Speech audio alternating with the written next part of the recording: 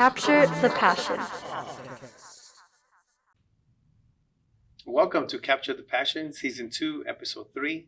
Today we're going to talk about financial literacy. And we have a special guest, Ms. Rosa de Leon, and she's going to give us some tips, some strategies to help us get to that point in our careers to have some financial liberty. So, Rosa, tell us about yourself. Thank you. Yes, I graduated from USC with a degree in accounting.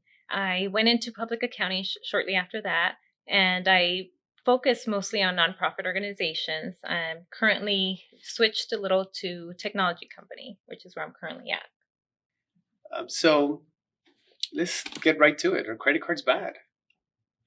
Credit cards are not bad. You just have to be careful how you use them. You need credit cards to build your credit. Your credit score is important for you to be out there and buy a car, home loan, all those things. You just have to watch out for the incentives that usually credit cards companies will try and get you. Yeah. Yes. So creating some form of credit awareness is very important, not just short term but long term.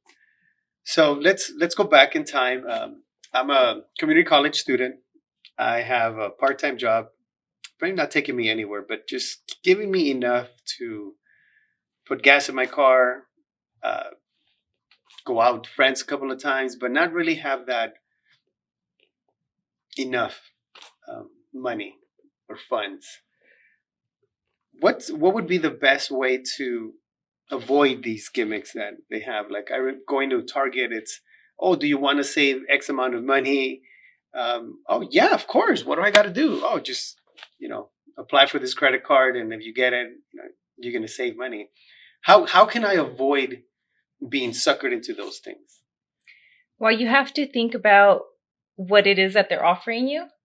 Sometimes you get 10% off, 20% off your first purchase. It's not a bad idea, especially if that's a store that you shop at frequently. So I would suggest maybe if you're going to make a purchase, maybe wait until you have a purchase that's large enough where you'll be able to use that discount to your advantage. Definitely look at the interest rates, read through the interest rates, the fine print, making sure there's a lot of credit cards that have annual fees and a lot that don't. Mm-hmm. Make sure that you go for the ones that don't have an annual fee. Okay. What you're talking about, you said APR. What's APR? Your annual percentage rate. So that's the rate that you will pay in a year for the balance that you have. But that's simple interest that they call it, because the actual rate is the APY, annual percentage yield, which is the amount of it's compounded. So for example, if you make a purchase for $100 and you don't pay it off the first month and you only make a $20 payment the minimum payment, then you will accrue interest on the remaining balance. So the APY, the annual percentage yield, is the closer to the interest rate that you're actually paying on the loan, on the credit card. So here's the way I understood credit cards when I was a community college student was, hey, I want that free backpack because they're offering that free backpack just to apply, and then I get a credit card. So first of all, I don't have any money. Second of all, I'm getting a card with money, and then I can buy whatever I want with it. So I get this credit card, and I start shopping. I start getting things that I want to have, not necessarily that I need. And then I get a statement saying I owe $400, but I only have to give $20. Okay, yeah, I can do that. I can spare those $20. So here's $20. You're telling me that the remainder balance is going to accrue interest, which means they're charging me to use money that they're letting me borrow. Essentially, is what they're doing. Yes, that's correct. And yes, it's very tempting to have a credit card, go off and buy all these things that you want. And it's important to have a number in mind, a budget, if you can, to make sure that you stay on track with your expenses. Right. It's something simple, just writing down how much you make in a month, keep it on a monthly basis. I'll write down any of your expenses that you need, for example, you need a roof over your head, your rent. You need, if you have a car, you need fuel for it. So your any gasoline expenses. You make sure that you make a list of things that you need, and then once you subtract that from your monthly income, whatever you're making from your job, then you have an idea as to what you have to work with for those wants. Right. So it's, and again, I'm taking you back to when I was a community college student, didn't have that self control, didn't have that. I had more of an impulse to spend money again. That to the way that I saw it, because coming from a family that really didn't, no, coming from a family that didn't have any money, um, it was very tempting not to continue to apply, to get more credit cards, to be able to get that fuel for my car, to pay for the roof over my head, because despite the job that I had, it really wasn't enough for me to afford it without those credit cards. Now, obviously, having more knowledge and having your knowledge as well helped me understand that there has to be some form of discipline with it, right, and some form of self control. So you're talking to me when I was a community college student, okay?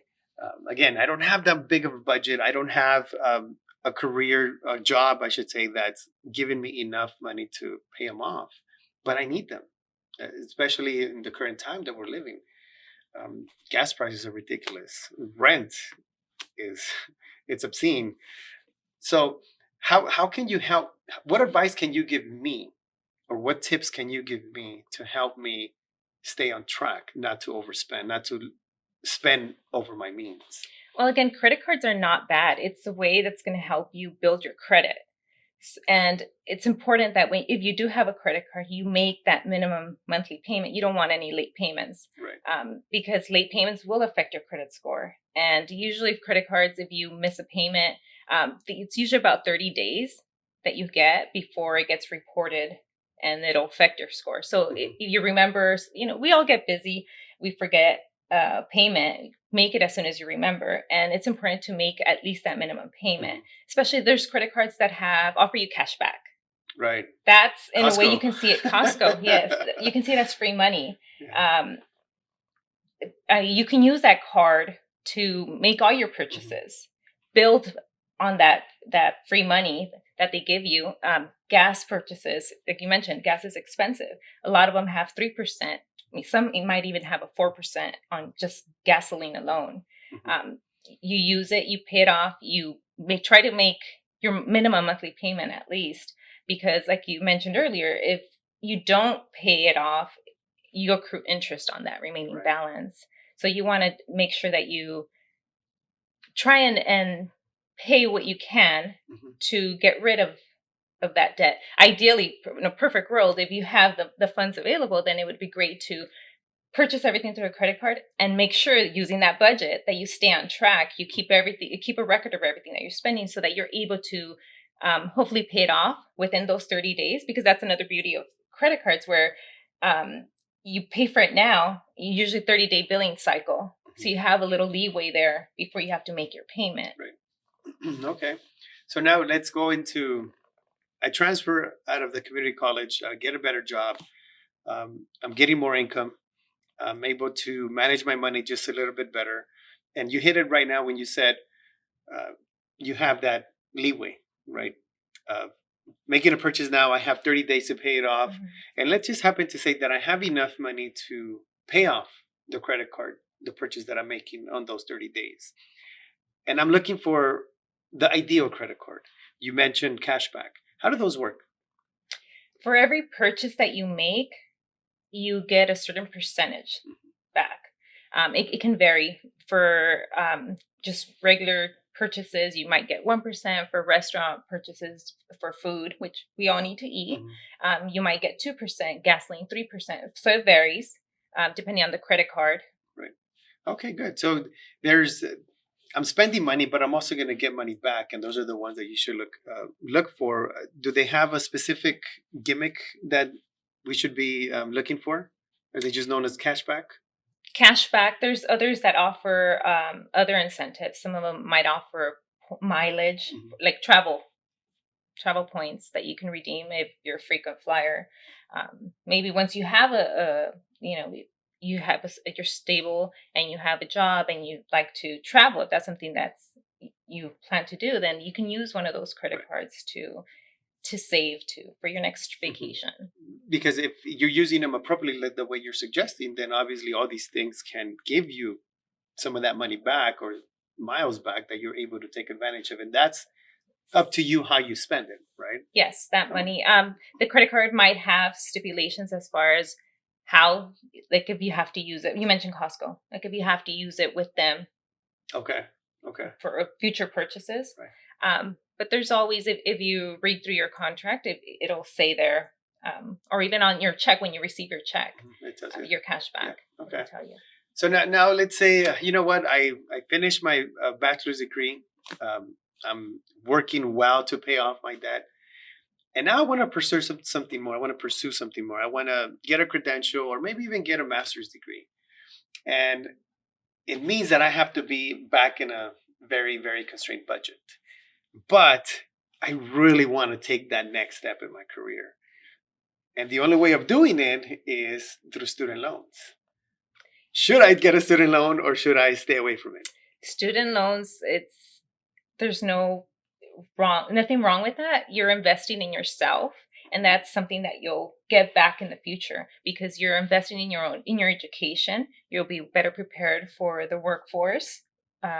Once you have a job out of college, then you'll be making more money. Right. You'll be able to pay off those student loans. Mm-hmm. Student loans usually come with a low interest.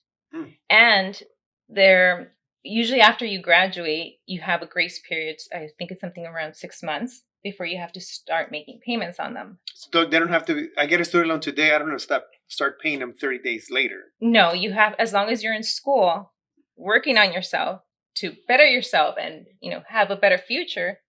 Those student loans, no payments are required on those student loans. And I kind of find this question to be very controversial with students and how we respond to that. A lot of the times students would ask me, oh, I want to pursue my next step in my career, but I'm afraid because I don't want to get a student loan. I don't want to get drowned in debt. And this notion that, one, student loans are bad, and two, I have to get X amount of money to pay off my entire education.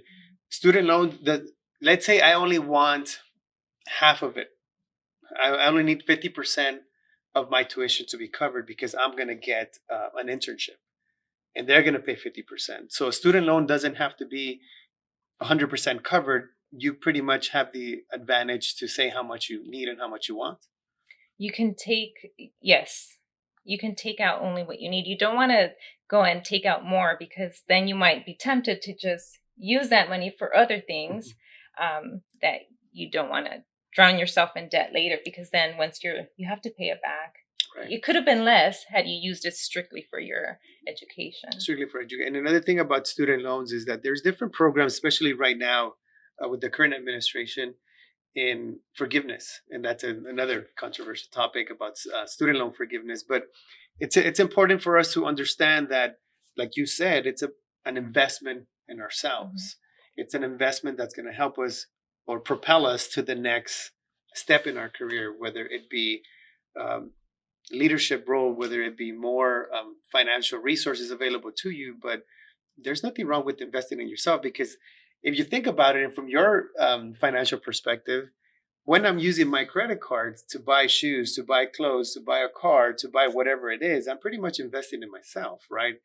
But there isn't that much return, as opposed to investing in myself academically. There might be a bigger return. Yes, definitely. And once you're out in the workplace, even though you might leave college with student loans, once you start working, you start paying Uncle Sam your taxes, you can deduct that on there. You get a small tax break there. Oh, so I can use it to my advantage. Yes. Okay. So not only are you getting these loans to better yourself, so you're able to get a better job, a higher paying job, you can also deduct the student loan interest. Okay. Well, and you'll get a form in the mail every year with the interest you paid that you can include in your taxes. So I don't have to do my own work.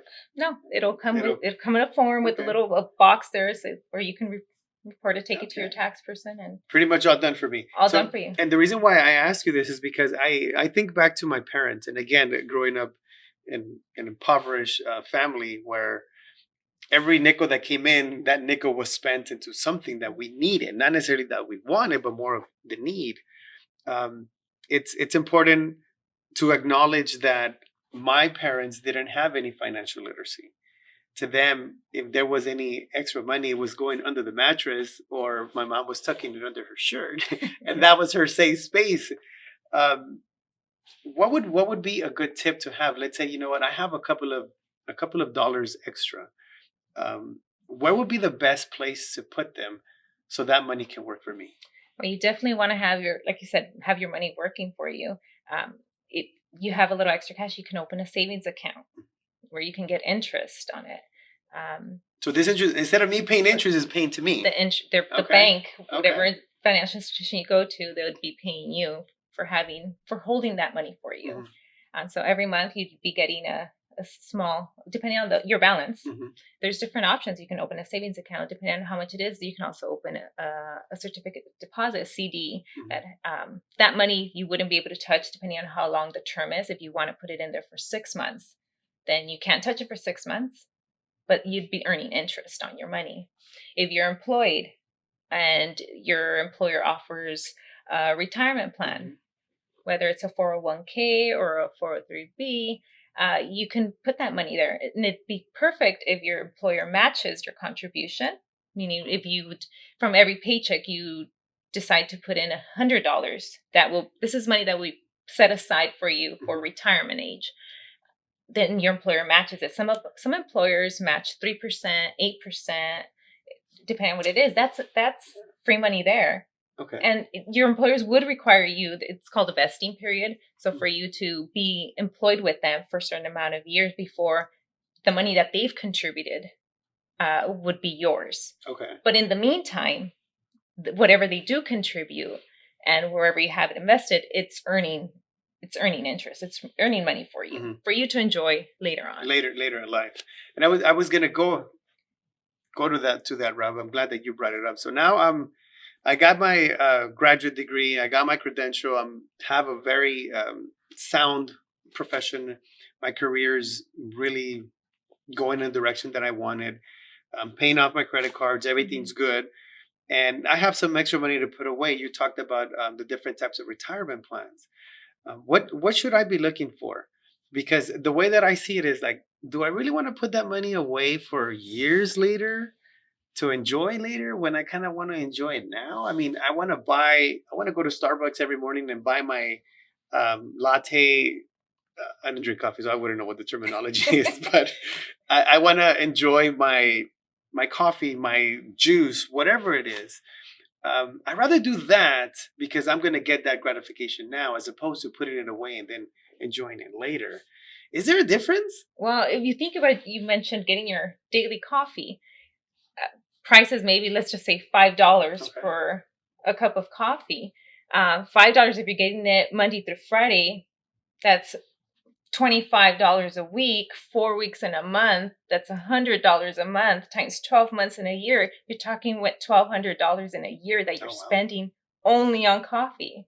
I mean, do you really need that? I mean, you can always cut back. Maybe instead of going Monday every day of the week, cut it back to maybe twice a week. And the difference, what you're saving, you can use that to put away for later. Yeah, so that makes sense. Instead of having a 5 day, cutting it back and then putting some of that money aside, and as you mentioned, some of that money can potentially earn interest, right? Yes. And if my employer is matching that interest, then it's going to benefit me long term. So, what are some things that I should be looking for when I'm looking for retirement? Is there any suggestions that you say? Like I said, I'm now in a position where okay, I consider myself very qualified. I can pick and choose where I want to work. So I'm looking at retirement. What are some things that I'm looking for to maximize my retirement and enjoy it later? Well, you definitely have to, if you're going to save using the retirement plan, you have basically two different ones. You have your traditional retirement plan, which is you're putting money away before tax. So therefore your money is earning interest on the full amount, let's say the full $100 that you put away, that you set aside from your paycheck for that. And there's the Roth IRA, which is after tax. So they're taking the tax now. So from $100 tax, let's say tax percent, the tax rate is 10%. They'd be taking away $10 from that. So $90 would be put away for you earning interest. So you're talking about $90 with a Roth account versus $100 in a traditional. Okay. Basically, with the traditional, you also get a tax break where come tax time, you can deduct that, your contributions for that. The difference between the two would be that for the Roth contributions, that isn't because you're paying your interest up front at the current rate. The time when you retire, you don't have to pay the interest anymore, and you get back what's in your account. Whereas a traditional retirement account, you would have to pay the interest at the time that you retire. So basically, you're betting on the interest being lower in future years if you're using traditional. Right. So you pay less and get more of your money back. And all of this has to come back to investing in yourself. Yes. And finding ways to put money aside now so I can enjoy it later. So let's just say I happen to get tempted. Okay. I want to buy a car. And I want to buy a car that maybe I can't afford, but I want that car. I go to the dealership and they have a car. And in the current market, there's this huge markups which we won't get into because it's too complex. But I want that car. And the dealership is going to do everything they can to obviously sell me the car. I'm not looking at APRs. I'm not looking at the bank that's going to fund the loan. I just want to get that car. Is there a difference from buying a car for 5 years, 7 years, or even 9 years that some banks are even doing? But I'm going to get the car that I want. Am I going to really pay what the sticker says on the car, or is there other things that I should be definitely looking not? into? You're depending on how long the term is for the car that you're buying. Like you said, the longer the term, if you get it for 6 years, 7 years, the smaller your payment would be, but you're accruing interest on that. So definitely, if you're looking at a car sticker price, let's say $30,000, that's not the amount that you're going to get. You still have to add your interest on that, all your taxes. So and the you interest need to is make based, sure you budget for that. And the interest is based on the years that the loan is given, right? No, the interest rate is set. That depending on how many years, that's how it'll be compounded. So it'll extend. But I'm still going to pay more than what's there. Definitely. And it's important for me to develop this awareness so I know not to get suckered into something that I feel like, you know what, you're actually helping me because I'm going to get the car that I want. And it's actually at a lower price, but in reality, it's a longer term. All they're doing is extending that term. Instead of you having to pay it off in 6 years, now it's 1 extra year, which is more interest. More interest, yeah. So, okay, I didn't get the car that I wanted. I got a car that I needed. I'm trying to work on a budget to help me get what I want versus what I need. What are some tips or strategies that you can say help us develop that list of wants versus needs to help me be more financially stable? And the goal would be to be debt free, to have that financial freedom of saying, I don't have to worry about my credit cards because I don't have any. I have to worry about a car payment because I don't have any, but I'm still able to maximize the money in how I'm making it work through my employer, through my different accounts that I have, because I'm at that point in my life. What are some tips that you want to share with us to help us develop that awareness? You want to have that budget. I think budgets are important at any point in your life, even if you are debt free, because you don't want to get carried away and then slip up and catch yourself with now more debt. So you definitely want to have that budget. You want to have in mind, set aside money for those wants. because it is important. You should be able to enjoy, you're working hard. You should be able to enjoy what the money that you're making. So set aside some money for leisure, any going out to eat at a restaurant, taking that trip that you might want, but save for it. Set goals for yourself so that you have that there, and you can visually see it, see where you're at, Right. and just careful with those credit cards. Make sure that you're making your payments on time. You don't want to affect your credit, because if you start off with those credit cards, then you miss payments. You're going to want to go and get a new car. It's going to affect you. The interest rate that they're going to be able to offer you is going to be a lot higher than if you were to have made those credit card payments on time, because your credit score would have been better. Basically, the higher your credit score, the less risk the business sees with loaning you money, giving you that credit that you're asking for. So credit score is important, and you've brought it up a couple of times. Let's talk about credit scores. How can I build my credit score? How do I get a credit score? What do I need to do to get a credit score? What's considered a good credit score? I believe anything above, like in the 700s, depending on what score range they're using. Some are like from 250 to 850, or some others are 300 to 900. Okay. Depending on what they're using. But you definitely want to have your don't be late on any payments. You want to, it also takes into account how much of your available credit you're using. If you have a credit card that you have $5,000 of available credit, and you have $4,000 used, then your score would probably be a little bit lower than if you were only using, let's say, $1,000 out of that 5,000. So just make those payments on time. Make sure that you use your money wisely. You're using those the financial institutions, and go to the bank, open up an account, have your money earn interest. If you're employed, ask if your employer offers any retirement plans.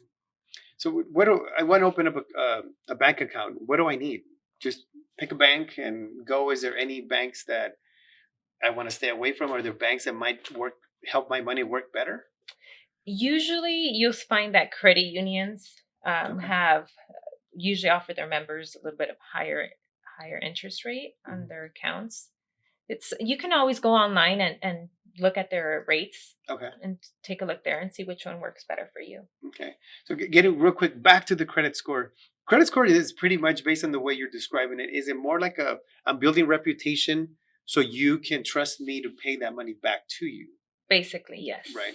Okay. So if I have money and I want that money to be working to my advantage, I need to show banks that, hey, you know what? I'm reputable, right? I've had 3 credit cards, and they're all make payments on time. I don't have that much. I don't have, my debt to them is not high. I'm not maximizing my credit cards. They're going to be more likely to trust me when it comes down to, I want to buy a home. Yes. Right. Because a home, that loan is much larger than a car, than even a credit card is, obviously.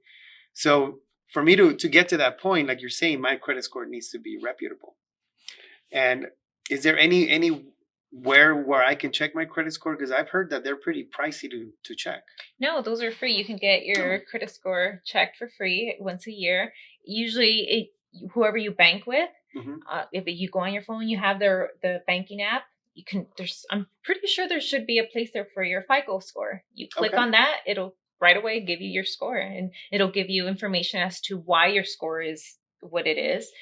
Whether you miss payments, whether you have a large outstanding balance based on your total credit limit, it'll give you pointers as to how to improve it as well. Credit cards have the same thing on their apps, where you can see your score. How often does it get updated? About every month. It depends. Well, like I said, credit cards usually, if you make a late payment, usually about 30 days before it gets reported, and it'll affect your score. Okay. So I want my credit score to be the highest. Do you know what the average credit score is? I don't know what the average credit score is, but you definitely want to be probably in the 700s. 700s. Okay. I think I'm pretty good with that for now, at least, right? We're talking to people that want to build a credit. We want to be able to have a reputable credit score. I want to get that loan to buy my dream home, to buy that car. If there's one tip that you want to give to someone that's seeking to get into that path with their finances, what would it be? Have that budget, know where you stand at all times, and just work with that, and read the fine print on your credit cards. Make sure that you're have them work for you, Hmm. so that you have like those credit cards that have the cash back.